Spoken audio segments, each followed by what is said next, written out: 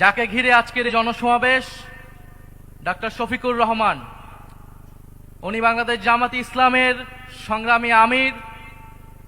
তবে এতটুক পরিচয় ওনার জন্য বর্তমান বাংলাদেশে যথেষ্ট নয়। 10 দলীয় নির্বাচনে ঐক্যের প্রধান কাণ্ডারি,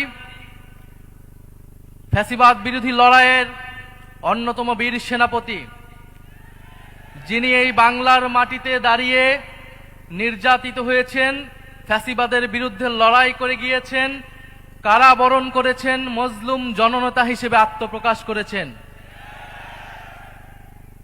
আমাদের সবার সৌভাগ্য যে ঢাকা 15 আসন থেকে উনি নির্বাচনে দাঁড়াচ্ছেন এবং আজকে আনুষ্ঠানিকভাবে নির্বাচনের প্রচারণা শুরু হলো।